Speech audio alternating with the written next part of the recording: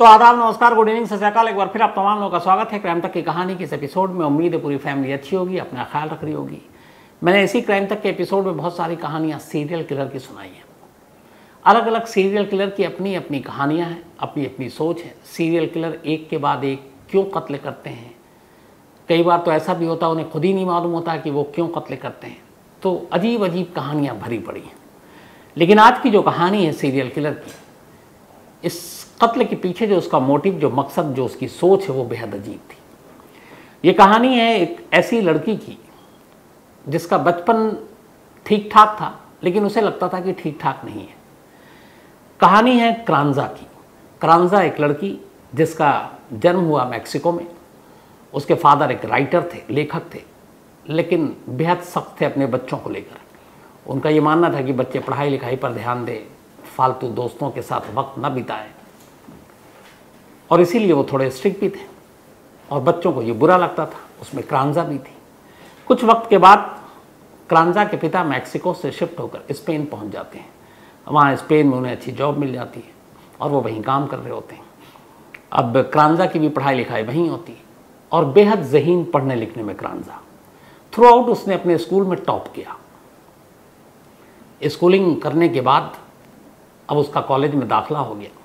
लेकिन ये था कि बड़ी होने के साथ साथ अब भी उसके पिता का बर्ताव अपने बच्चों को लेकर वैसे ही सख्त था कि दोस्तों से कम मिलना है, वक्त कम बर्बाद करना है, पढ़ाई लिखाई पर ध्यान दो, अच्छे इंसान बनो, कामयाब बनो, जो हर माँ बाप का होता है। और ये बात क्रांजा को बड़ी तकलीफ देती थी। उसे लगता था कि उसके पिता कुछ ज़्यादा ही उन लोगों के साथ सख्त है। तो ये हमेशा ये चीज़ जो है उसके जहन में रहती थी। अब वो इसके बाद कॉलेज में पहुंच गई। इत्तेफाक से कॉलेज जाने के बाद एक लड़के से उसे प्यार हो जाता है। अब जब उसे प्यार हुआ तो क्रांजा के अंदर एक शुरू से ही बच्चों को लेकर एक दूसरी ही भावना थी। उसे लगता था कि वो भी एक दिन माँ बने और उसके बहुत सारे बच्चे हों। अब कॉलेज में अब वो बड़ी हो गई, बालक भी हो गई और एक उसका बॉयफ्रेंड बन गया। उसने कहा कि अब इससे पहले कि कुछ और हो, कोई रुकावटें आएँ, घर वालों को कुछ इसके बारे में, बॉयफ्रेंड के बारे में पता चला तो हमेशा की तरह पिता ने डांटा।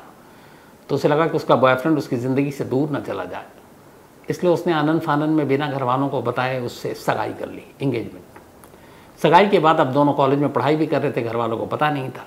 लेकिन थोड़ा सा वक्त बीता और इन दोनों का ब्रेकअप हो गया। क्रांजा का बॉयफ्रेंड उसे छोड़कर चला गया। ये बात क्रांजा के दिल में एक तरह से घर कर गई। उसे बहुत बुरा लगा कि उसके बॉयफ्रेंड ने उसे डिच किया, धोखा दिया। उसे इतनी नफरत हो गई अपने बॉयफ्रेंड से कि उसने कहा कि इसको मार डालूंगी। धीरे धीरे वक्त बीता। अब उसने सोचा कि कैसे मारूं, कैसे बदला लूँ। फिर एक रोज़ उसने कहा कि इसकी कार का ब्रेक फेल कर देते हैं, और उसने अपनी उसी बॉयफ्रेंड का, एक्स बॉयफ्रेंड की कार का ब्रेक फेल कर दिया। अब ये था कि कार वो चलाएगा और उसके बाद एक्सीडेंट होगा, उसकी मौत हो जाएगी। लेकिन इत्तेफाक से जब उसका बॉयफ्रेंड कार में बैठा तो उसी वक्त उसने अंदाज़ा हो गया, चेक कर लिया कि शायद ब्रेक फेल है, तो उस गाड़ी को इतनी स्पीड पर ले भी नहीं गया और उसकी जान बच गई। अब जब ये बात क्रांजा को पता चली तो उसे फिर अफसोस हुआ। उसके बाद लगा कि ये सब बेकार है, छोड़ दो ये देश। अब वो स्पेन से जर्मनी पहुंच गई। जर्मनी अपना बिना माँ बाप को बताए हुए। वहाँ जाने के बाद उसने छोटे मोटे काम किए। काम करने के बाद अब धीरे धीरे अलग अलग घरों में नौकरी कर रही थी। इसी दौरान में एक आइसक्रीम पार्लर में उसने नौकरी करनी शुरू की। जब आइसक्रीम पार्लर में उसने नौकरी करनी शुरू की तो वहीं उसकी मुलाकात एक शख्स से हुई जिसका नाम था होलगर। अब होलगर उस आइसक्रीम पार्लर में काम नहीं करता, लेकिन आकर अक्सर उस पार्लर में आसपास रहता, बैठता। इधर क्रांजा का भी कोई दोस्त था नहीं जर्मनी में। धीरे धीरे दोनों में बातचीत हुई, बातचीत आगे बढ़ी, दोनों में प्यार हो गया। प्यार होने के बाद अब क्रांजा ने कहा कि ये शख्स ठीक है, इससे शादी कर लेते हैं। हालांकि उससे उम्र में करीब 14-15 साल बड़ा था। लेकिन क्रांजा ने होलगर से शादी कर ली। शादी करने के बाद दोनों कुछ वक्त तक सब कुछ ठीक चला, लेकिन फिर झगड़ा होने लगा। तो इन लोगों ने कहा कि कुछ माहौल बदलते हैं, शायद झगड़ा ना हो। तो अब दोनों ने जर्मनी छोड़कर फैसला किया कि ऑस्ट्रिया में जाते हैं, वहीं कोई नौकरी करेंगे दोनों और वहीं अपना घर बसाएंगे। तो अब पति पत्नी यानी कि क्रांजा और होलगर ये दोनों जर्मनी छोड़ते हैं और ऑस्ट्रिया पहुंच जाते हैं। ऑस्ट्रिया के वियना में जाते हैं, थोड़े दिन इधर उधर नौकरी ढूंढते हैं। फिर ये लोग कहते हैं कि चलो जो अपनी सेविंग है उससे हम लोग, चूँकि आइसक्रीम पार्लर में ये काम कर चुके थे पहले दोनों ही, तो क्रांजा आइडिया देती कि हम लोग वियना में एक आइसक्रीम पार्लर खोल लेते हैं। पैसे थे, दोनों ने वियना में एक छोटा सा आइसक्रीम पार्लर खोल लिया। अब आइसक्रीम पार्लर खोल लिया, ज़िंदगी अब सबको ठीक ठाक चल रही थी, दुकान चल गई। लेकिन इधर क्रांजा के मन में अभी भी था कि वो माँ नहीं बन पा रही है, शादी को काफ़ी वक्त हो गया था। अब पार्लर खोलने के बाद माँ इधर बन नहीं रही है, घर में फिर से झगड़ा शुरू हो गया। इस झगड़े के दौरान में अब पति पत्नी में दूरी आ रही है। अब इसी दूरी के बीच में अचानक क्रांजा की ज़िंदगी में एक और लड़का आ जाता है। उसका नाम था मैनफ्रेड हिंटरबर्ग। अब हिंटरबर्ग जब उसकी ज़िंदगी में आता है, दोनों एक दूसरे से प्यार कर लेते हैं, फिर दोनों एक दूसरे के साथ संबंध बना लेते हैं। कुछ वक्त के बाद क्रांजा के पति को, यानी कि होलगर को, ये बात पता चल जाती है। जब ये बात पता चल जाती है तो दोनों पति पत्नी में झगड़ा होता है। फिर डिसाइड होता है कि हम दोनों अलग हो जाएंगे, डिवोर्स लेंगे। दोनों पति पत्नी तलाक ले लेते हैं। लेकिन तलाक लेने के बावजूद दोनों रहते एक घर में। उसकी वजह ये थी कि आइसक्रीम पार्लर दोनों के नाम पर था, दोनों ने बराबर पैसे लगाए थे। तो पति पत्नी में तलाक हो गया, पर एक ही घर में रह रहे, और झगड़ा इनमें फिर भी चल रहा है। तलाक के बाद अब होलगर और क्रांजा के बीच में इस बात पे झगड़ा था कि पार्लर ठीक से नहीं चल रहा, उसके जिम्मेदार तुम हो, वो कहती थी तुम हो। अब इधर डिवोर्स से पहले ही उसकी ज़िंदगी में एक दूसरा लड़का आ गया था, यानी क्रांजा की ज़िंदगी का यह तीसरा शख्स था। अब वो उससे मिलती जुलती, उसके साथ वक्त बिताती। ये सब कुछ चल रहा था कि इसी दौरान में 2008 में एक रोज़ उसके एक्स हस्बैंड होलगर के साथ घर में लड़ाई होती है, इसी आइसक्रीम पार्लर को लेकर। अच्छा, इससे पहले होलगर को एक शौक था शूटिंग का। वो खाली वक्त में जाता और शूटिंग रेंज में वो गोलियां चलाना, शूटिंग रेंज में जो सीखते हैं, तो कई बार उसके साथ क्रांजा भी जाती और वो भी सीखती। तो ये अक्सर शौक था। इनके पास घर में पिस्टल भी थी, लाइसेंसी। 2008 में आइसक्रीम पार्लर को लेकर अब दोनों में झगड़ा हो रहा है। इधर क्रांजा की ज़िंदगी में एक नया नौजवान हिंटरबर्ग आया हुआ है। उस झगड़े के दौरान अचानक गुस्से में क्रांजा जो है दूसरे कमरे में जाती है, पिस्टल उठाती है और सीधे आती है और अपने एक हस्बैंड होलगर के सर में एक के बाद एक 3 गोली मारती है। होलगर की मौके पर ही मौत हो जाती है। अब मौत के बाद पहली बार क्रांजा घबराती, उसे लगता उसने ये क्या किया। फिर बड़े तसल्ली से सोचती है कि अब आगे क्या करूं। इसके बाद उस लाश को वहीं कमरे में रखती है, कोई आता जाता तो था नहीं। फिर रात वहीं बिताती है। अगला दिन होता है, मार्केट जाती है। फिर वैसे ही जैसे आफ्ताब ने श्रद्धा के लिए किया था, कुछ पॉलीथीन खरीदती है, कुछ आरी खरीद कर लेकर आती है, बॉडी कटर और ये सारी चीज़ें। उसके बाद लाश के टुकड़े करती है। लाश के टुकड़ों को वो एक बाथटब में रखती है और फिर बाजार जाती है। और बाजार से अब वो कंक्रीट के पेस्ट, एक तरह से आप कहते हैं ना जब प्लास्टर होता है, घर बनता है तो सीमेंट और ये सारी चीज़ों का, तो अब बाथटब पे वो सारे कंक्रीट के पेस्ट को लगाना शुरू कर देती है। अब बाथटब के अंदर लाश के टुकड़े हैं, ऊपर से उसने कंक्रीट के सारे पेस्ट लगा दिए। अब उसे लगा कि ये पेस्ट को घर पे यहाँ पर रखना तो ठीक है नहीं। अच्छा, इत्तेफाक से इससे पहले ये हुआ कि जो उसका तीसरा बॉयफ्रेंड बना हिंटरबर्ग, उसके आइसक्रीम फ्रीज़र का बिजनेस था। तो आइसक्रीम फ्रीज़र का जो बिजनेस था, तो कुछ फ्रीज़र इन लोगों ने वहीं लिए थे, आइसक्रीम अपना जो इनका पार्लर था। तो जिस जगह पे आइसक्रीम पार्लर था उसके बेसमेंट में ये लोग फ्रीज़र रखते थे और उसी के ऊपर इनका घर था क्रांजा का।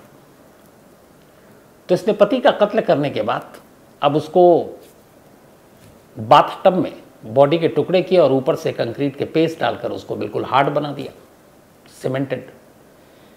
फिर अगले दिन 2 मजदूर को बुलाया और कहा कि इस बाथटब को उठाकर बेसमेंट में ले चलो। और बेसमेंट में ले जाने के बाद उसने एक बड़े से फ्रीज़र में उस बाथटब को रखवा दिया। बड़े बड़े फ्रीज़र थे और फ्रीज़र को बंद कर दिया। इसके बाद वो अपनी ज़िंदगी में फिर से मगन हो गई, मस्त हो गई। और अब उसका जो तीसरा बॉयफ्रेंड था हिंटरबर्ग, उसके साथ रोक टोक करने वाला कोई था नहीं। तो वो उसके साथ अब अपना रहने लगी और आइसक्रीम पार्लर का धंधा भी ठीक ठाक चल रहा था। लेकिन अब हिंडरबर्ग से पति की मौत के बाद, एक्स हस्बैंड की मौत के बाद, जब वो ज़्यादा उसके साथ रहने लगी, करीब रहने लगी, तब अचानक क्रांजा को एक राज पता चला। उसे पता चला कि हिंडरबर्ग की ज़िंदगी में और भी कई लड़कियां हैं। ये बात उसे बहुत बुरी लगी, बड़ा गुस्सा आया। उसने कहा कि इसके चक्कर में, अच्छा, उसने अपने हिंडरबर्ग को रिझाने के लिए प्लास्टिक सर्जरी, अपने नोज़ और बाकी चीज़ों पे भी किए, काफ़ी पैसे खर्च किए ताकि वो सिर्फ उसी का होकर रहे। लेकिन जब उसे ये सच्चाई पता चली तो उसे बहुत गुस्सा आया। उसे लगा कि ये मुझे ठग रहा है। और इसी के बाद फिर 2008 में, पहले मर्डर के 3 महीने के बाद, एक रात जब हिंडरबर्ग सो रहा था, इसने फिर पिस्टल निकाली और उसके सर पे 3 गोली मारी। अब हिंडरबर्ग की भी मौत हो गई। मौत के बाद उसने पहला तरीका अपनाया, लाश के टुकड़े किए, बाथटब में रखा और फिर कंक्रीट के पेस्ट से उसको बिल्कुल साबुत बना दिया, पथरीला। और फिर मजदूर बुलाया, मजदूर को बुलाकर कहा कि नीचे बेसमेंट में रख दो, और बेसमेंट में ले जाकर फ्रीज़र में डाल दिया। 3 महीने के अंदर 2 लाश, दोनों फ्रीज़र में, ऊपर आइसक्रीम पार्लर। अब वो जो बेसमेंट था, वो बेसमेंट ऐसा था कि उसमें और भी दुकानों के फ्रीज़र रखे हुए थे, तो जिसके जरिए लोग अपना अपना काम करते थे। और बेसमेंट ऐसा था कि कॉमन था, कोई भी उसमें आ जा सकता था।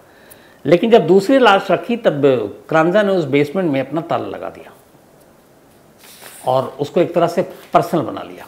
कुछ दिन हो चुके थे, 2 कत्ल के बाद अचानक क्रांजा की ज़िंदगी में एक चौथा नौजवान आता है। पहला कॉलेज का बॉयफ्रेंड था, दूसरा जिससे उसने शादी की, तीसरा जिसके साथ उसका अफेयर था, उसने उसको मार डाला। अब इन 2 कत्ल के बाद एक चौथा आता है जिसका नाम है रोनाल्ड। रोनाल्ड उसकी ज़िंदगी में आता है, दोनों बातचीत करते हैं। रोनाल्ड से भी उसे प्यार हो जाता है। रोनाल्ड और क्रांजा दोनों अब शादी कर लेते हैं। तो ये उसकी ज़िंदगी की दूसरी शादी थी, 2 अफेयर, दूसरी शादी। सब कुछ ठीक चल रहा था। इस दूसरी शादी के बाद क्रांजा को दुनिया की सबसे बड़ी खुशी मिलती है। जो सपना था उसका माँ बनने का, वो पूरा हुआ, वो प्रेग्नेंट हो गई। और अब उसने तय किया कि वो अपनी पूरी ज़िंदगी बड़ी शांति से गुजारेगी। जो उसने पहले किया वो राज रहे, तो फिर ऐसा कुछ नहीं करेगी। लेकिन ऐसा हुआ नहीं। दरअसल होता ऐसा है कि रोनाल्ड की ज़िंदगी में आने के बाद क्रांजा जब प्रेग्नेंट हो गई,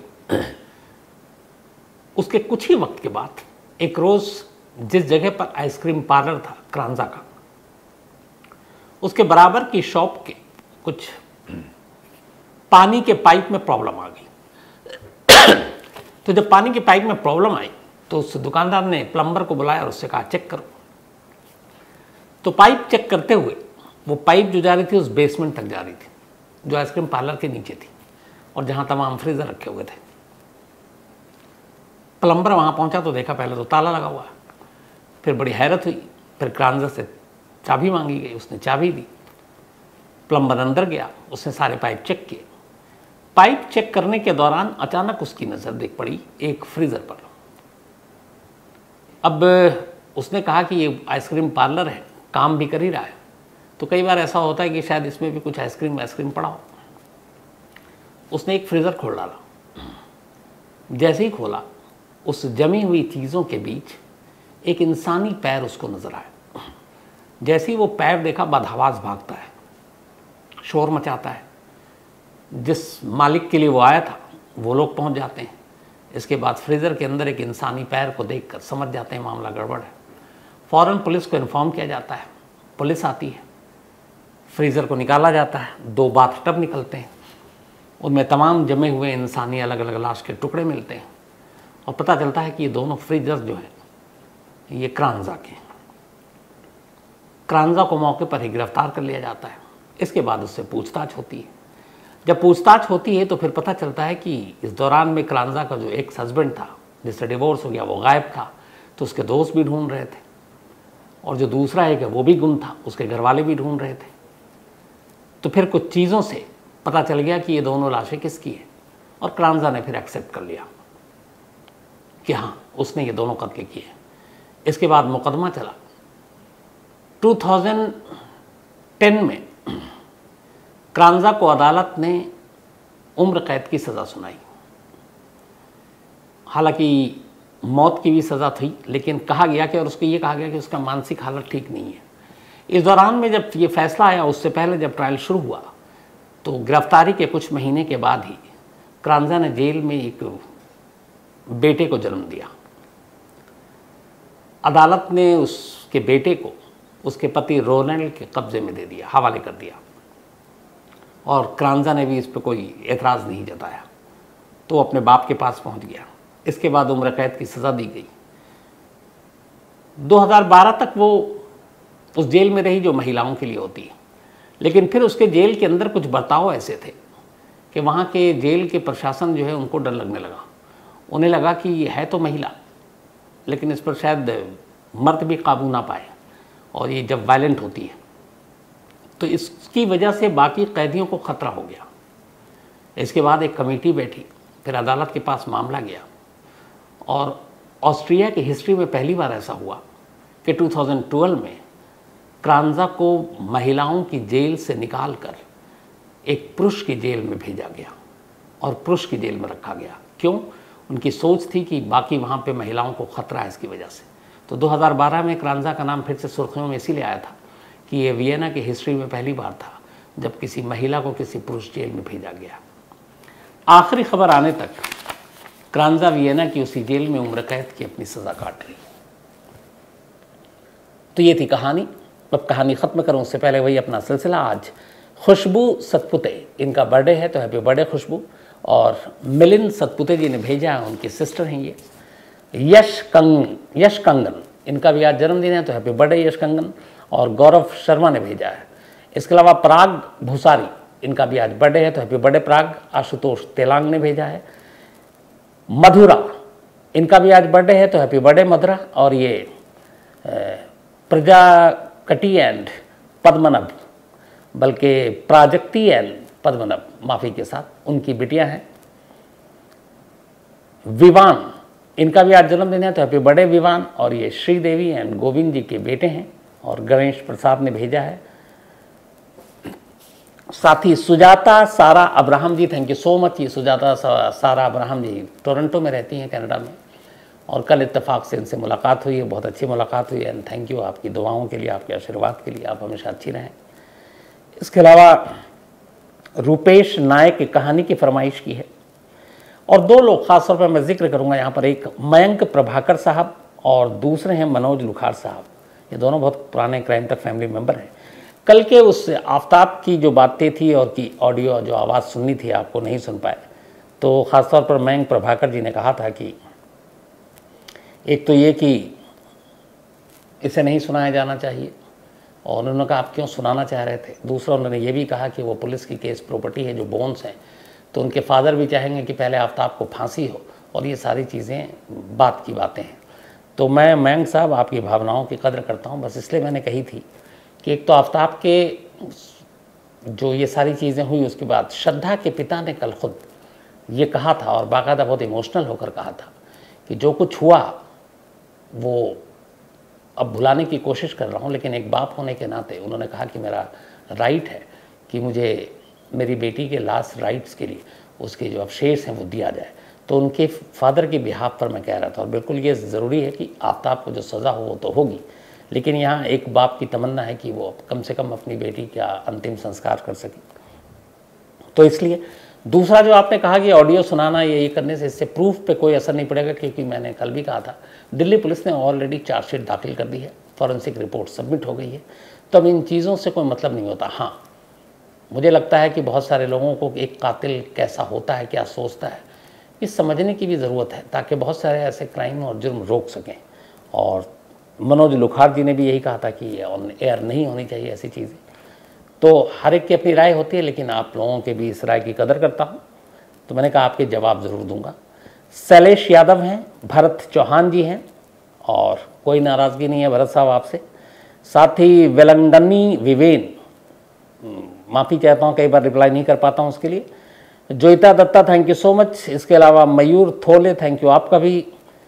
प्रियंका कालरा जी, थैंक यू आपका भी। विक्रम सिंह जी, थैंक यू आपका भी। साथ ही Urmi Singh, thank you, and दुआ है कि आपके भाई साहब जल्द से जल्द ठीक हो जाएं। इसके अलावा पूनम जैन, थैंक यू आपका। संतोष मेवाड़ा और मुलाकात ज़रूर होगी आपसे। आकाश, बल्कि अक्षय चौहान, थैंक यू आपका भी। अजय शर्मा नेहला, खुखरी की स्टोरी इन्होंने कही कि मैं कह चुका हूँ कि सुना चुका हूँ, लेकिन इन्होंने कहा मिली नहीं, एक बार मैं और क्रॉस चेक कर लूँगा। निशा सिंह सितारे, थैंक यू सो मच। इसके अलावा गोविंद ललवानी जी, थैंक यू आपका भी। तो आज कहानी में इतना ही, लेकिन कहानी खत्म करूं उससे पहले कल के मैच का जिक्र है, आईपीएल का, जो लखनऊ और आरसीबी के बीच में हुआ। मुझे लगता है कि लगातार एक वक्त था जब आरसीबी मैच जीत रही थी, लेकिन फिर कुछ 2-3 ओवर जो पूरन ने खेले और वो लास्ट ओवर, और मुझे लगता है कि जो आखिरी गेंद पर भी मैच टाई हो सकता था। दिनेश कार्तिक, चूँकि बैट्समैन के बल्ले पे वो गेंद लगी नहीं, उनके पास सीधे कीपर के पास वो गेंद थी, लेकिन वो सही से कलेक्ट नहीं कर पाए और मैच जीत गए लखनऊ।